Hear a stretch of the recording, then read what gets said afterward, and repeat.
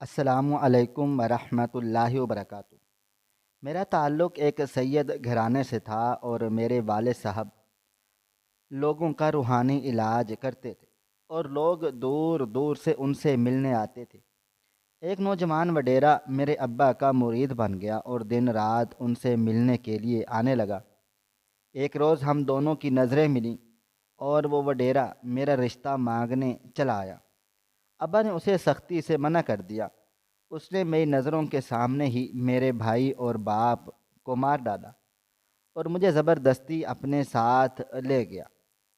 کئی سالوں بعد جب مجھے اپنے باپ اور بھائی کے خون کا بدلہ لینے کا موقع ملا تو جیسے ہی میں نے اپنے شوہر کی جان لینا چاہی تو معلوم ہوا کہ میں پردے کے پیچھے سے اپنے والد صاحب کو دیکھنے کی کوشش کر رہی تھی، جو اس وقت اپنے تخت پر بیٹھے آنے والے لوگوں کی باتیں سن رہے تھے۔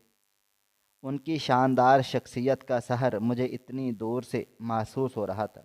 میں ان سے بے حد محبت کرتی تھی۔ اچانک ایک کربناک چیخ میرے کانوں میں پڑی۔ میں بری طرح سے چونکی۔ پردے کو ذرا سا اور پیچھے ہٹا کر میں نے وہاں جھانکنے کی کوشش کی جہاں سے اس چیخ کی آواز آئی تھی۔ میرے بابا بھی اسی سمت میں دیکھ رہے تھے۔ کھلے دروازے سے عورتوں کا ایک ہجوم اندر داخل ہو رہا تھا۔ انہوں نے ایک نوجوان لڑکی کو پکڑ رکھا تھا جو بری طرح سے بفری ہوئی تھی اور چیخ چلا رہی تھی۔ اس کے لمبے ریشمی بال اس کے کندھوں پر بکھر رہے تھے اور اس کی حلق سے نکلنے والی چیخوں نے ہماری حویلی کے در و دیواروں کو ہلا کر رکھ دیا تھا۔ سبھی لوگ ان عورتوں کے ہجوم کی جانب متوجہ ہو چکے تھے۔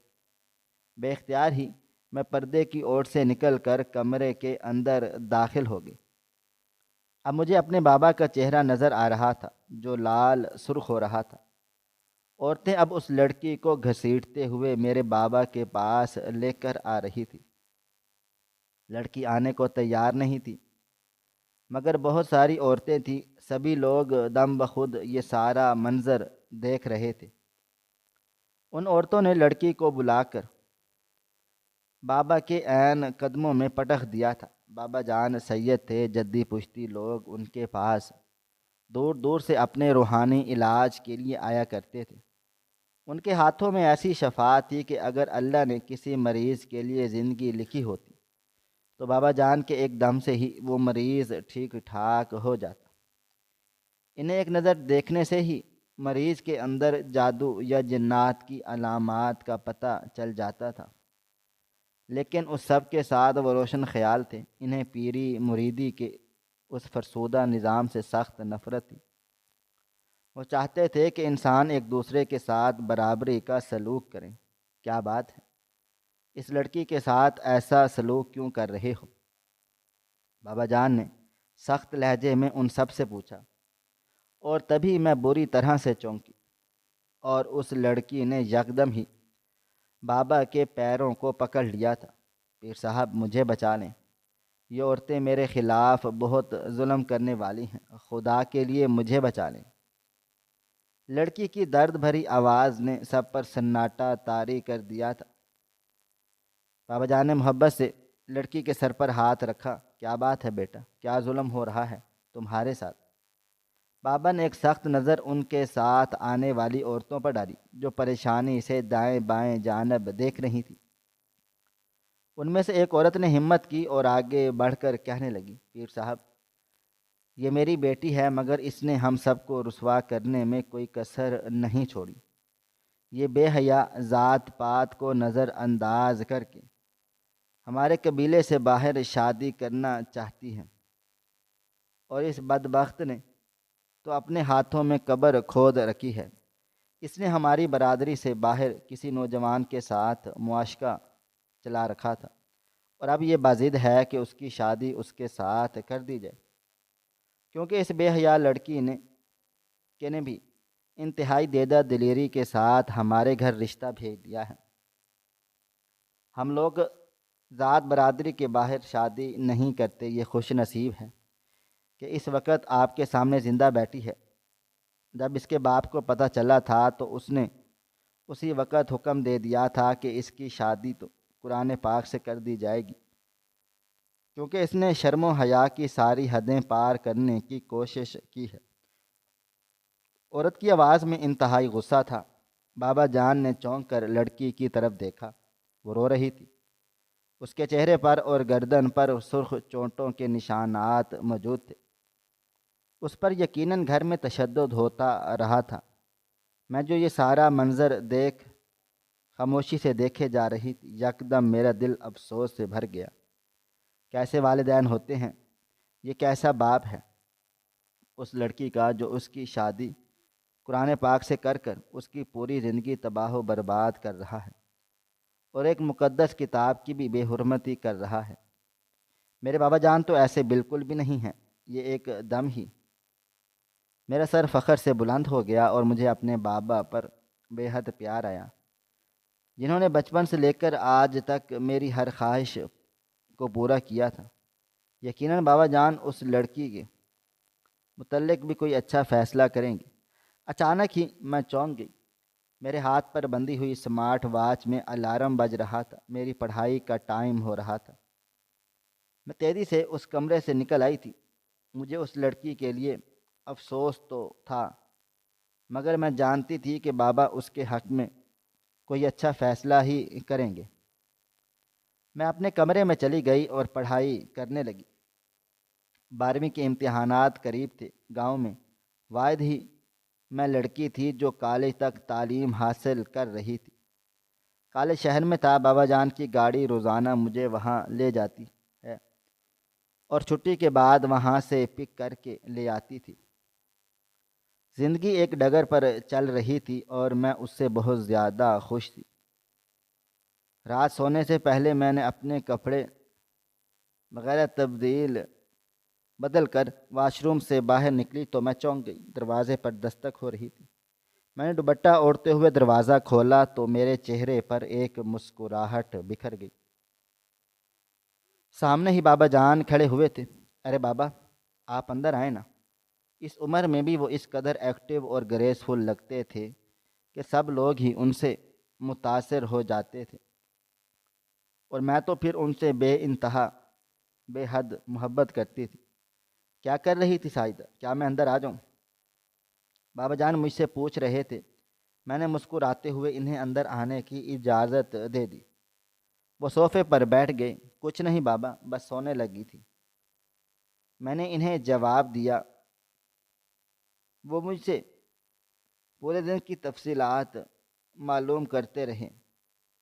وہ کسی وجہ سے پریشان سے تھے۔ میں جانتی تھی کہ وہ پریشان کیوں ہیں۔ انہیں اپنے مریدوں سے خاص لگاؤ تھا، اور ان کی پریشانی میرے بابا جان کی اپنی پریشانی بن جایا کرتی تھی۔ اس وقت بھی وہ بار بار اپنی پیشانی کو مسلتے ہوئے میرے ساتھ چھوٹی چھوٹی باتیں کر رہے تھے۔ اماں جان کے انتقال کے بعد وہی تو تھے جو میرے دوست بھی تھے اور ماں اور باپ دونوں کا فرض بھی ادا کرتے تھے۔ ایک بھائی تھا مگر وہ اپنے کاموں میں ہی مگن رہتا تھا، سو میں اپنے دل کی ہر بات انہی سے کرتا تھا۔ ہم دونوں باتیں کر رہے تھے جب اچانک دستک کی آواز آئی۔ کوئی میرا دروازہ بجا رہا تھا۔ ہم دونوں ہی چونک گئے۔ رات کے اس وقت کون آ گیا؟ بابا جان نے گھڑی میں ٹائم دیکھا جہاں 12:30 بج رہے تھے۔ گاؤں میں تو یوں بھی 10 بجے ہی شام ہو جایا کرتی تھی۔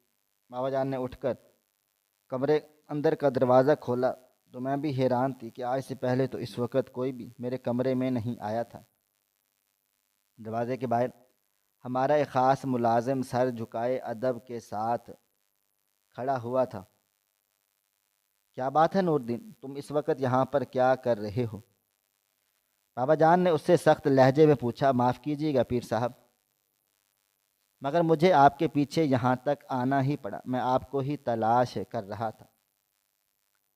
کوئی آپ سے ملنے کے لیے آیا ہے اور وہ بے حد پریشان ہے۔ نور دین کی بات سن کر بابا جان کے ماتھے کے بل غائب ہو گئے اور وہ ایک دم متجسس سے ہو گئے۔ نور دین کے لہجے میں غیر معمولی بات تھی جس نے بابا کو پریشان کر دیا تھا۔ بابا کو یہ بھی یاد نہ رہا کہ پیچھے میں کھڑی ہوں۔ وہ تیزی سے نور دین کے ساتھ نیچے کی جانب چلے گئے۔ میں بھی دبے قدموں سے اپنے بابا کے پیچھے پیچھے چلتے ہوئے نیچے مہمان خانے میں جا پہنچی۔ بابا اندر داخل ہو رہے تھے۔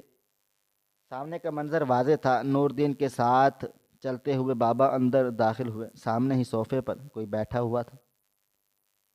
بابا جان کے ساتھ میں بھی اندر داخل ہو گئی۔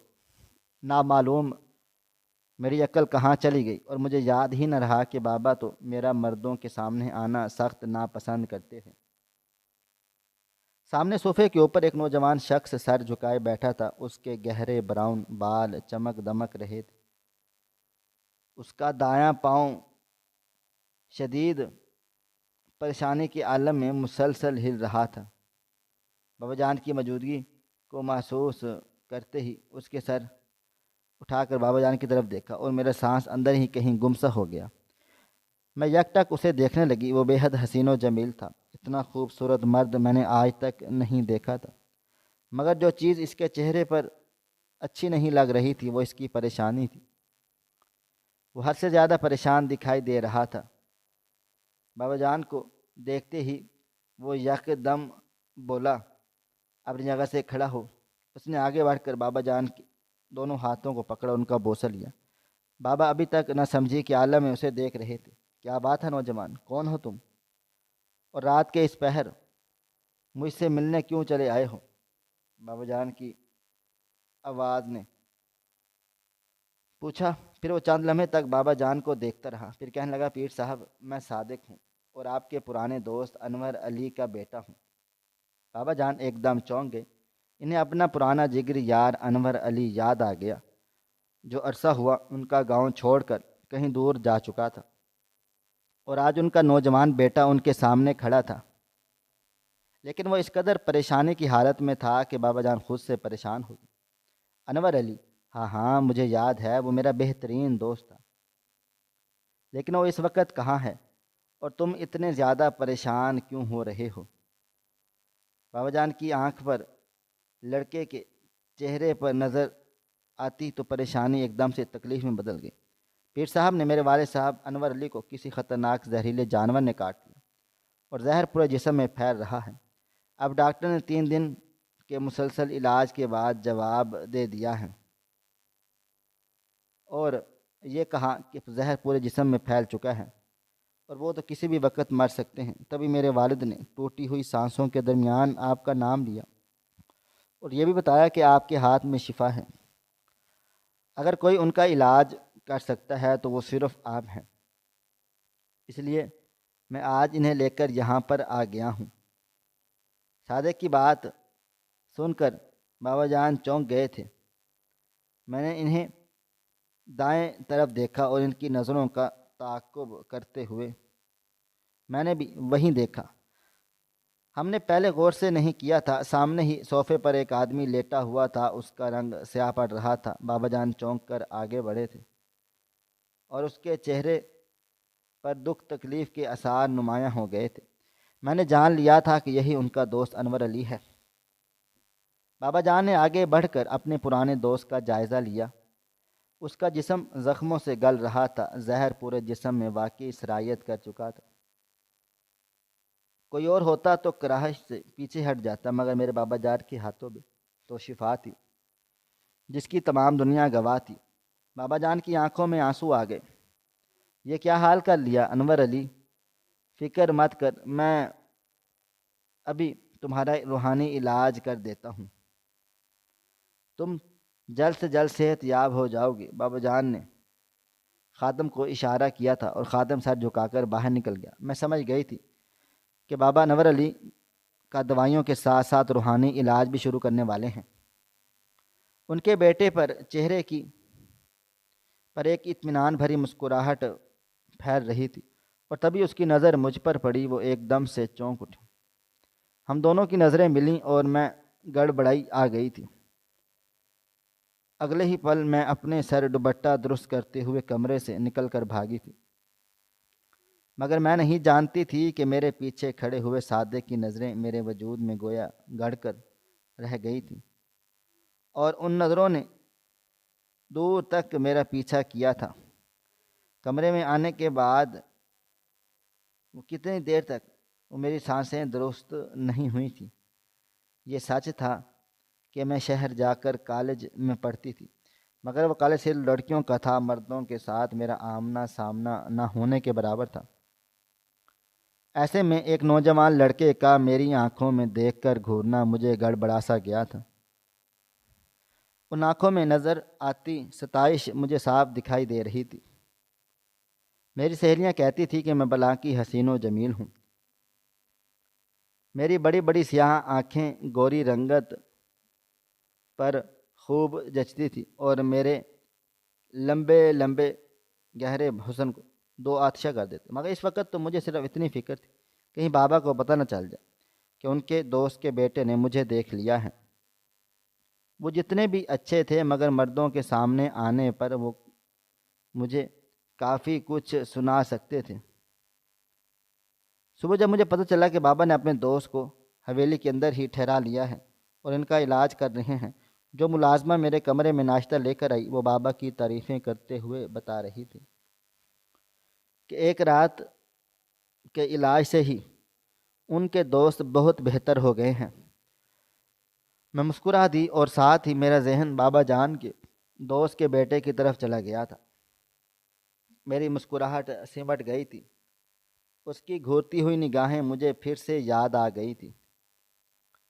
آج چھٹی تھی، اس لیے ناشتے کے فوراً بعد میں باہر لان میں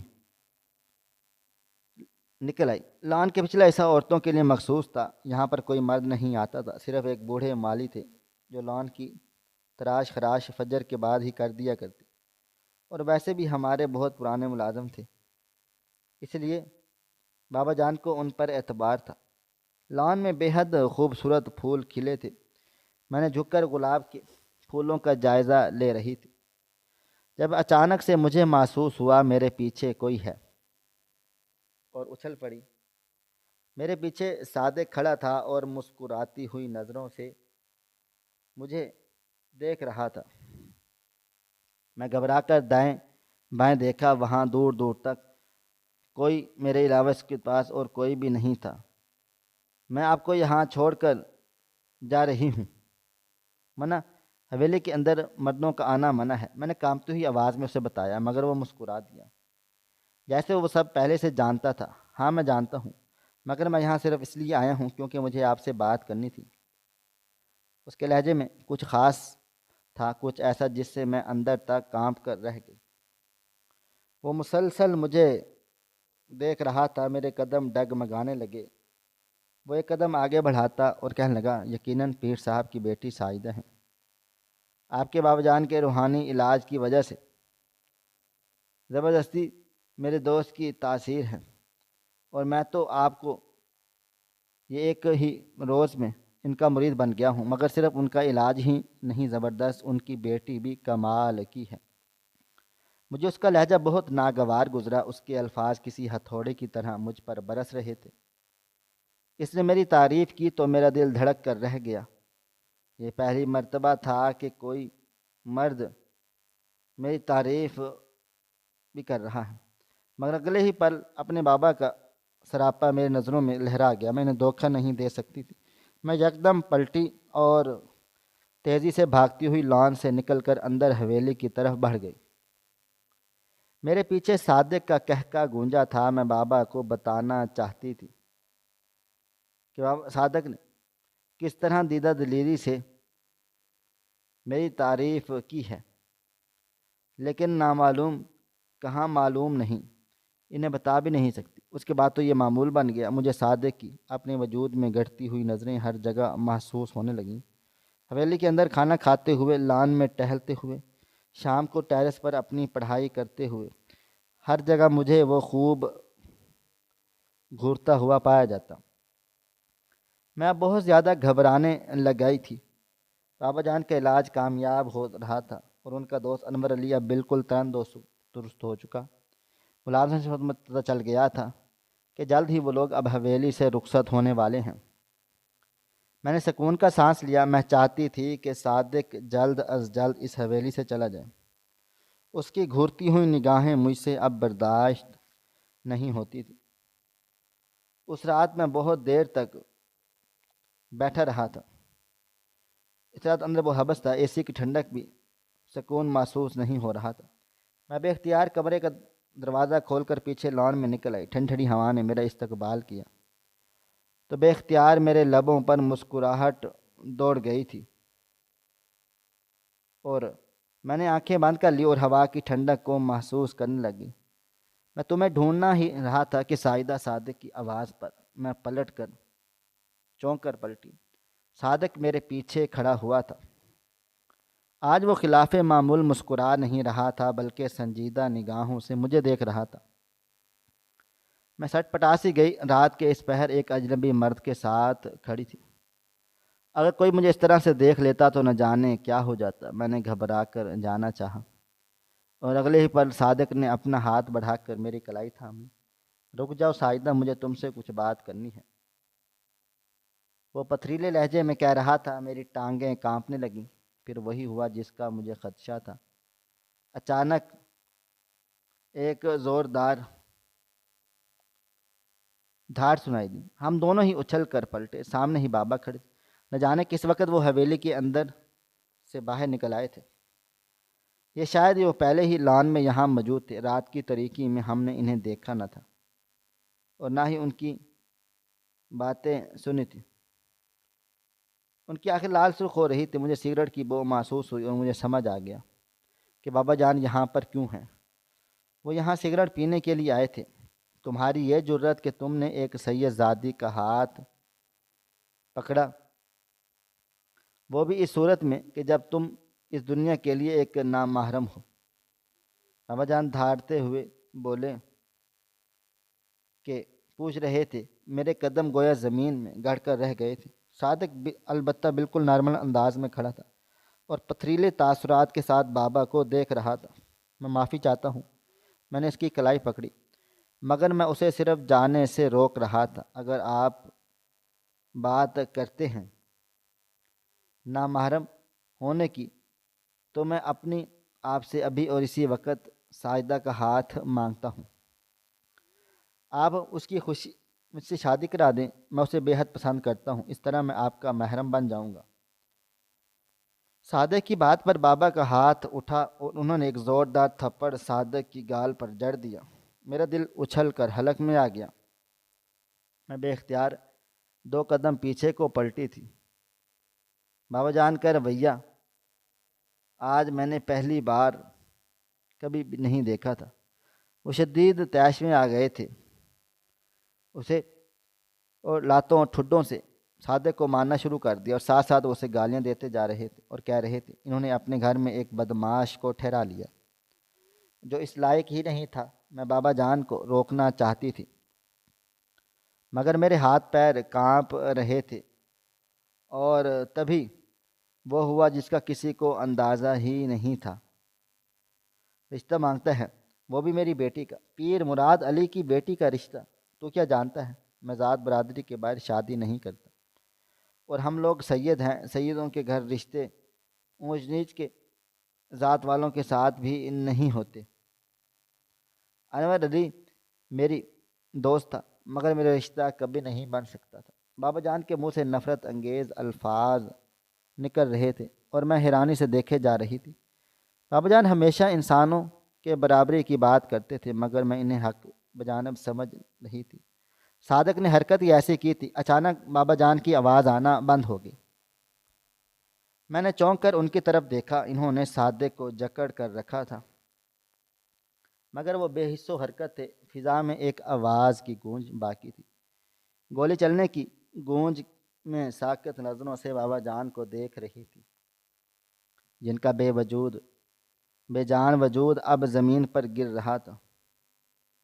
میں نے پٹی پٹی نگاہوں سے اسے اٹھانے کی کوشش کر لی تھی اور ہاتھ میں بھی پستول نظر آ رہی تھی۔ بابا جان کو گولی مار ڈالی تھی۔ میرے حلق میں ایک کربناک چیخ نکلی اور میں بھاگ کر بابا جان کی طرف بڑھی۔ ان کے سینے میں سے خون ابل ابل کر گھاس کو رنگین کر رہا تھا۔ ان کی بے جان آوازیں کھلی پڑی تھیں، وہ مر چکے تھے۔ گولی کی آواز سن کر بھائی بھی باہر لان میں نکل آئے تھے۔ صادق کی بندوق سے اگلی گولی نکلی اور وہ میرے بھائی کے سینے میں جا لگی اور وہ بھی بے جان ہو کر زمین پر گرتا چلا گیا۔ میرے حلق سے ایک دل سوز چیخ نکلی تھی۔ اگلے ہی پل مجھے اپنی گردن کے پاس ایک دباؤ سا محسوس ہو۔ اس سے پہلے کہ میں خود کو بچا پاتی، صادق کے ہاتھ کے مخصوص دباؤ نے مجھے بے ہوش کر دیا۔ بے ہوش ہونے سے پہلے مجھے صرف اتنا یاد ہے کہ میں نے پرس اتنا بھی دیکھ لیا تھا کہ صادق نے مجھے اٹھا کر لاہن کے باہر کر دیا۔ نہ جانے میں کتنی دیر تک بے ہوش رہی، میرے ذہن میں بس بابا جان کا بے جان چہرہ اور ان کا ابلتا ہوا خون آ رہا تھا۔ جب میری آنکھ کھلی تو میرا سر چکرا رہا تھا۔ اپنے سر کو تھامتے ہوئے میں نے بامشکل اٹھ کر دیکھا، وہ ایک کمرہ تھا، پرتعیش اور خوبصورتی سے سجا ہوا کمرہ، مگر وہ میرا نہیں تھا۔ میں چونکہ اور نہ ہی میری حویلی کا کوئی بھی کمرہ تھا۔ میں چونک کر بیٹھ گئی۔ میں جس لباس میں تھی ابھی تک میرے جسم پر وہی لباس موجود تھا۔ مجھے رفتہ رفتہ یاد آ رہا تھا کہ صادق نے بابا جان کو قتل کر کے مجھے اغوا کر لیا تھا۔ اب یقیناً اس وقت میں اس کے قبضے میں تھی۔ میں بستر سے نیچے اتری، میرا سر چکرا رہا تھا، مگر میں ابھی اور اسی وقت یہاں سے بھاگ جانا چاہتی تھی۔ مگر اس سے پہلے کہ میں باہر جاتی، اچانک کمرے کا دروازہ کھلا تھا اور ساجدہ کوئی اندر داخل ہوا تھا۔ وہ صادق تھا۔ گڈ مارننگ ساجدہ، کیا تم ٹھیک ہو؟ تمہارا ٹھیک ہونا بے حد ضروری ہے، کیونکہ تھوڑی سی دیر کے بعد مول صاحب آنے والا ہے اور میرا اور تمہارا نکاح پڑھایا جائے گا۔ میں تمہیں حق مہر میں کچھ رقم دینا چاہتا ہوں۔ میری ہونے والی بیوی کی طبیعت شادی سے پہلے ٹھیک ہو جائے۔ وہ محبت بھرے لہجے میں بول رہا تھا، مگر اس کے چہرے پر چھائی مکاری صاف نظر آ رہی تھی۔ میں نے نفرت سے اپنا رخ پھیر لیا۔ وہ چلا گیا مگر دروازے کو لاک کر گیا۔ میں نے اس دروازے کو کھولنے کی بہت کوشش کی، مگر وہ تبھی کھلا جب دوسری طرف صادق مولوی صاحب کو لے کر اندر داخل ہوئے تھے۔ میرے پاس نکاح نامے پر دستخط کرنے کے سوا کوئی چارہ نہ تھا۔ مجبوراً میں ان کی بیوی بن گئی، جسے میں بے انتہا نفرت کرتی تھی اور جو میرے بابا جان کا قاتل تھا۔ میں دن رات اپنی نفرت کا اظہار کرتی تھی، اسے اپنے ناخنوں سے نوچ دیتی، اس کے اوپر تھوک دی اور میرے ہاتھ پاؤں میں جو بھی آتا تھا میں مارتی تھی، اس پر پھینک دیتی۔ پاگلوں کی طرح چیختی چلاتی، اس کی منتیں کرتی کہ مجھے حویلی سے باہر نکلنے دے، مگر وہ میری بات نہ مانتا۔ ہاں، لیکن اس نے میری نفرت کے جواب میں ہمیشہ مجھے محبت ہی دی۔ وہ میرا ہر طرح سے خیال رکھتا تھا۔ حویلی میں گھومنے پھرنے کی مجھے مکمل آزادی تھی، لیکن حویلی سے باہر نکلتے ہی کئی باڈی گارڈ میرے ہمراہ ہو جاتے۔ میں جانتی تھی کہ اب میں اس کی دسترس سے کبھی بھی نہیں نکل سکتی۔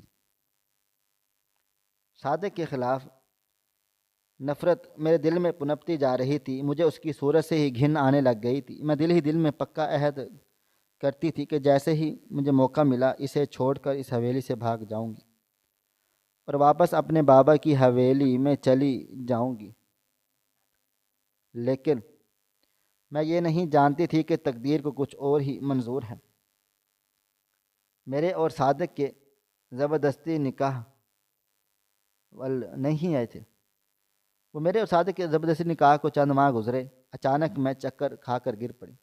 مجھے پتہ چلا میں صادق کے بچے کی ماں بننے والی ہوں۔ میرا دل چاہا میں خود کو جان سے مار ڈالوں، مگر میں ایسا کچھ بھی نہیں کر سکتی تھی۔ وقت تیزی سے گزرتا چلا جا رہا تھا اور میں نے صادق کے بیٹے کو جنم دیا۔ ماں بنتے ہی میرے دل کے جذبات بدل گئے۔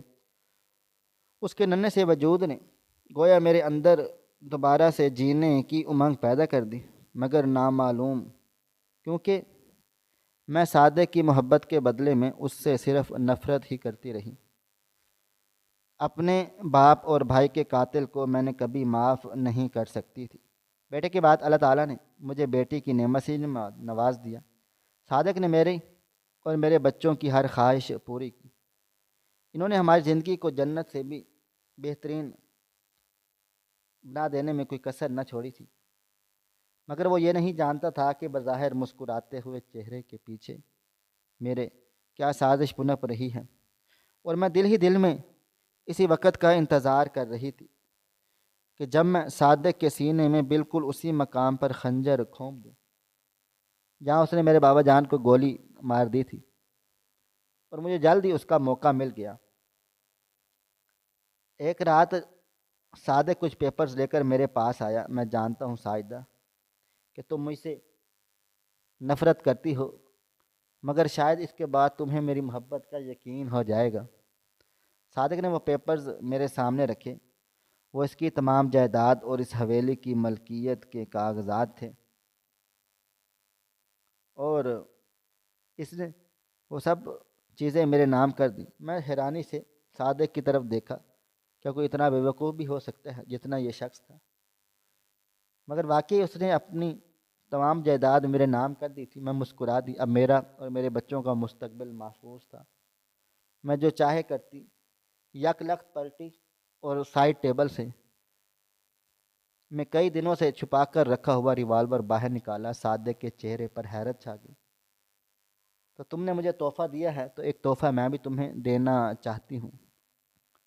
میں نے ٹریگر پر اپنی انگلی کا دباؤ بڑھا دیا اور عین اس کے سینے پر بندوق رکھتی وہ پھٹی پھٹی نگاہوں سے میری جانب دیکھ رہا تھا۔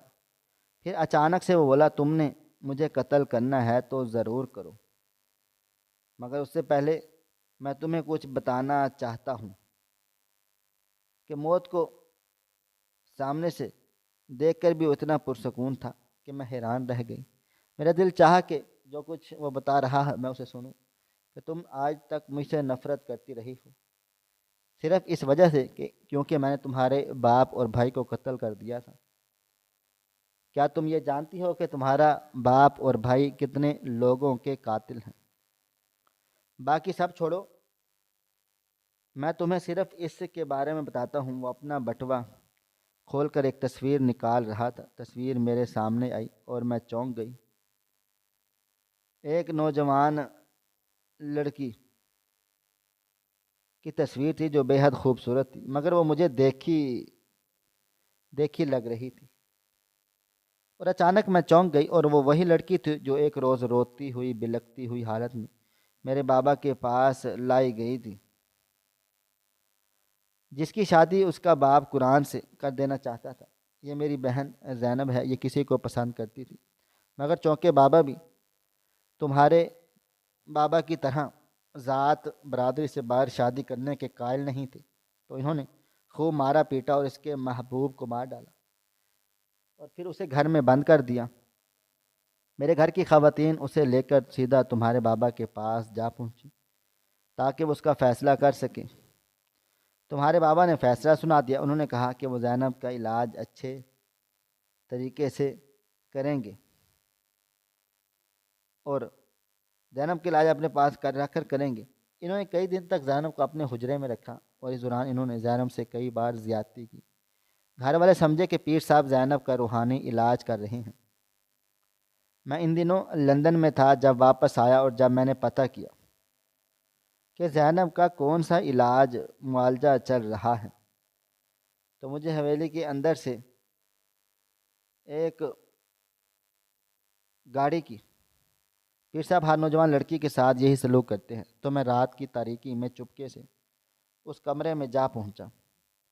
میں نے پیر صاحب کو رنگے ہاتھوں اپنی بہن کے ساتھ زیادتی کرتے ہوئے پکڑ لیا، مگر میرے چہرے پر نقاب تھا، وہ مجھے پہچان نہ پائے۔ اگلے ہی روز میں نے اپنی بہن کو آزاد کروانا چاہا، مگر اس کی لاش ہی حویلی سے واپس آئی تھی۔ اسے قتل کر دیا گیا تھا۔ پھر میں نے ٹھان لی تھی کہ میں ان سے بدلہ ضرور لوں گا۔ پھر مجھے موقع ملا، بابا کو سانپ نے ڈس لیا، اور میں نے سیدھا لے کر تمہارے بابا کے پاس جا پہنچا، اور ان کو واقعی اثر کر گیا تھا، لیکن ساتھ ہی ساتھ میرے تمام تمہیں بھی دیکھ لیا ہے، اور یہ بھی حقیقت ہے کہ میں نے تم سے شادی میں صرف نفرت کے تحت کی تھی، مگر اب میں تم سے بہت محبت کرتا ہوں۔ صادق پشیمان لہجے میں کہہ رہا تھا۔ اور میں پھٹی پھٹی نگاہوں سے یہ سب کچھ دیکھ رہی تھی۔ صادق کی بات پر یقین کرنا مشکل تھا، اس لیے وہ مجھے رین واپس حویلی میں لے گیا۔ وہاں سب مجھے دیکھ کر دنگ رہ گئے۔ حویلی کے پرانے ملازم سے جب میں نے سختی سے بابا کے متعلق سوال کیا تو انہوں نے بتایا جو کوئی صادق نے کہا ہے وہ واقعی ٹھیک تھا۔ حویلی اب اجڑ چکی تھی۔ ایک دور پار کا رشتہ دار پیر بن کر گدی پر بیٹھا ہوا تھا۔ میں نے خاموشی سے حویلی سے واپس پلٹ آئی تھی۔ جان سے پیارے ابا کی زندگی کا یہ مختصر یہ رخ مجھ سے برداشت نہ ہوا، اور اس روز میں نے فیصلہ کر لیا اگر بابا نے صادق کی بہن کو قتل کیا تھا تو صادق نے بھی انہیں قتل کر کے اپنا حساب برابر کر لیا ہے۔ میں نے صادق کو دل و جان سے معاف کر دیا، اور پہلی بار میں نے اسے ایک شوہر کی نظر سے دیکھا۔ اب میری زندگی میرے لیے بہت زیادہ حسین و جمیل ہو چکی تھی۔ ناظرین، آپ کو ہماری آج کی کہانی کیسی لگی؟ کومنٹ باکس میں اپنی رائے کا اظہار ضرور کریں۔ مزید اس طرح کی سبق آموز کہانیاں سننے کے لیے ہماری ویڈیوز کو لائک کریں، شیئر کریں، اور ہمارے چینل ایس ایف سٹوریز کو ضرور سبسکرائب کر لیں۔ ملتے ہیں کل ایک نئی اور دلچسپ کہانی کے ساتھ۔ تب تک اپنا ڈھیر سارا خیال رکھیے گا۔ اللہ حافظ۔